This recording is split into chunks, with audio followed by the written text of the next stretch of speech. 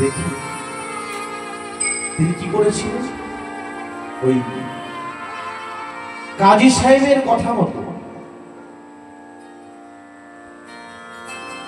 ভক্তকে পাঠিয়েছিলেন মহাপ্রভুর কাছে, তিনি তার মধ্যে কি পাওয়ার আছে।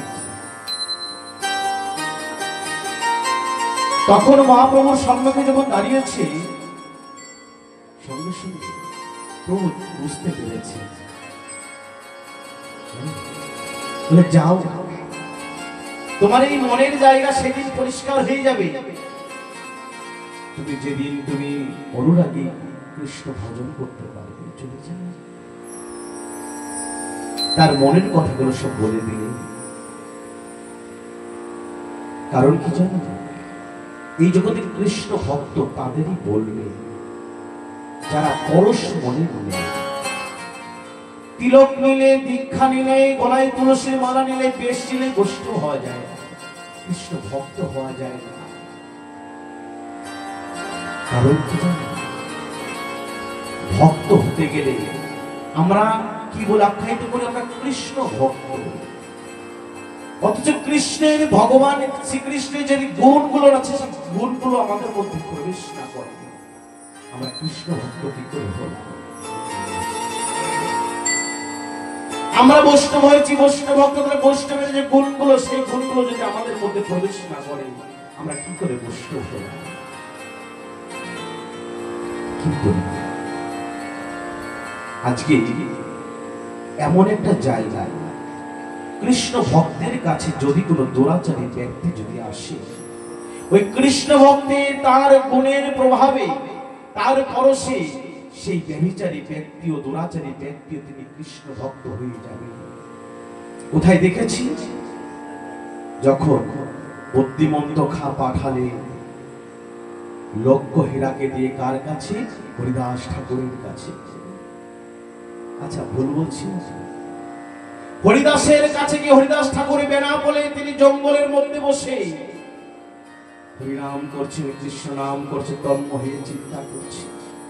আর লক্ষ্য হীরা গিয়ে তার ধ্যান ভঙ্গ করবার জন্য গিয়েছে। কিন্তু হরিদাসের কি ধ্যান ভাঙতে পেরেছিলেন? না, হরিদাসের ধ্যান ভাঙতে পারেনি। হরিদাস সম্পূর্ণ নাম সমর্পণ করে এখন দেখছে তার সম্মুখে এক বেশ্যা রমণী এসে রাজারি নামে দাঁড়িয়েছে। দেখি মা চমকে উঠলেন লক্ষ্য হীরা। আমি কি মন নিয়ে এসেছি? আজকে এসেছিলাম হরিদাস ঠাকুরের এই ধ্যান ভঙ্গ করে তার যাতে কলঙ্ক হয়, নামের যত কলঙ্ক হয়, এই এই ধূর্ত ব্যক্তি থেকে যেন এখান থেকে তাড়িয়ে দেওয়া যায়, হরিনাম যেন জগতে আর না হয়, তার ব্যবস্থা করেছিল বুদ্ধিমন্ত খা। প্রভুর নামের যে কত মহিমা আছে ভেবে দেখো না। এই হলো কৃষ্ণ ভক্তির গুণ। তোমার কাছে আমি কৃষ্ণ ভক্ত, আমার কাছে যদি একজন সাধারণ জগতের মানুষ এসে যদি কৃষ্ণ ভক্ত না হতে পারে, আমার গুণের কোনো মানে নেই। আমার গুণে আমি কৃষ্ণ ভক্ত হলাম না, এই জগতে উপর বহিরঙ্গ মাত্র দেখানো মাত্র ভক্ত সেজেছি। এই সাজা একদিন, এই সাজতে গেলে ভগবান তোমাকে একদিন সাজা প্রাপ্ত করবেই করবেন। কারণ মহাপ্রভু বললেন, আমি তরাই পাষণ্ড না তরাই ভণ্ড, আমি তরাই পাষণ্ড না তরাই ভণ্ড। আমি তো পাষণ্ডকে উদ্ধার করি, ভণ্ডকে কখনো উদ্ধার করি না। মা তুমি এসেছো, মা বসো। কি মা বলছি? মা বলো বলো একবারে বলনি কৃষ্ণ বলো, কৃষ্ণ বলো। এই কৃষ্ণ নাম ছাড়া আর কোনো গতি না,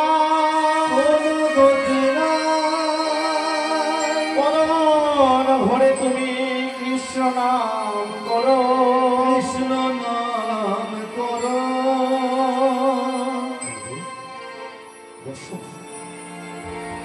কৃষ্ণ নাম করো, কৃষ্ণ নাম।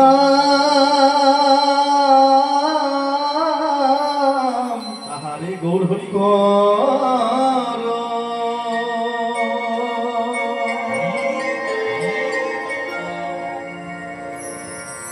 মা তোমাকে এখানে কে পাঠিয়েছে? কিন্তু আমি আজ জানি পারব যারা অনুরাগীষ্ট ভক্ত, যারা ভগবানকে প্রকৃত ভালোবাসে, তাদেরকে জগতে অনেক বাধা প্রাপ্ত হতে হয়, কিন্তু কেউ কিছু করতে পারে না। পদ্মের উপরে দেখবেন, পদ্ম ফুলের উপরে কে বসে থাকেন? আমার ভগবান শ্রীকৃষ্ণ। কিন্তু পদ্মের কিন্তু সৌরভ, পদ্মের বিনাল কিন্তু কখনো নষ্ট হয়ে যায়। তার সৌরভ গুলো, তার পাপড়ি গুলো কখনো দুমড়ে মুচড়ে যায় না। কারণ কৃষ্ণ ভক্তের হতে হয় অনেক গুণ সম্পন্ন। কৃষ্ণ ভক্তের সর্বপ্রথম জীবনে পদার্পণে আগে রাখতে হবে ধৈর্য। ধৈর্য যার আছে তিনি একদিন কৃষ্ণ ভক্ত হতে পারে। এই জগতে তাকে কিছু করতে পারে। এদিকে দেখা গেল সেই লক্ষ্যহীনা কার পরশ পেলেন? হরিদাস ঠাকুর পরশ পেয়ে তিনি পরম আনন্দে কৃষ্ণ ভক্ত হয়ে গেল। লক্ষ্যহীনা কথার অর্থ কি? যার লক্ষ্য হীরার দিকে থাকে সে কোনোদিন দুরাচারিয়া থাকে না, তিনি কৃষ্ণের চরণে দাস হয়ে যায়। এদিকে কি দেখলাম? চাপাল গোপালে কুষ্ঠ ব্যাধি হলো, ওই পথের ধারে তার গায়ে অগন্ধ পোকা হয়ে গেছে, তার কাছে তার কিছু যায় না। এখন বলছে আমাদের এই ব্যাধি থেকে মুক্ত হবো কি করে? বলছে একমাত্র যদি সাধুগুরু বৈষ্ণবের চরণ ধরে যদি একবার অঙ্গ মাথা, তবে তার ব্যাধি ভালো হয়ে যাবে। চাপাল গোপাল কি করেছিলেন? সাধুগুরু বৈষ্ণবের চরণ ধরে মেখে তবে তার ব্যাধি ভালো হয়েছে। কিন্তু একটা লিখে দেওয়া, আমরা জগতে কারণ উপকার করতে পারি আর না পারি, যেন কখনো কাউকে ক্ষতি না করি। আমরা কি করি? একজন সাধন পথে এগোচ্ছে আর তাকে আমরা পিছনে টেনে ধরতে চাইছি। এটা কৃষ্ণ ভক্তির কোন লক্ষণ নয়। তাদের সাজা প্রাপ্ত এমন সময় ভগবান করবে, তার আর কোন গতি হবে না। এজন্য কি বলছে? হেজি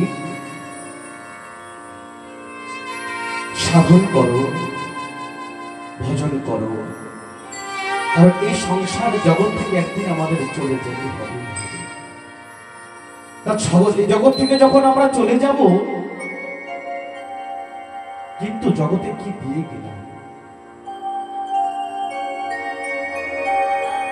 আমরা কি করছি? আমরা আমাদের ভাবনায় আমরা এগোচ্ছি, কিন্তু ভগবানের তো একটা ভাবনা আছে। দেখবে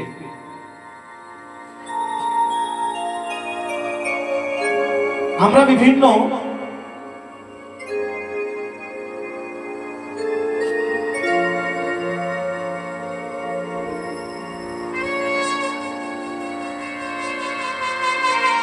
ভাবনা কেমন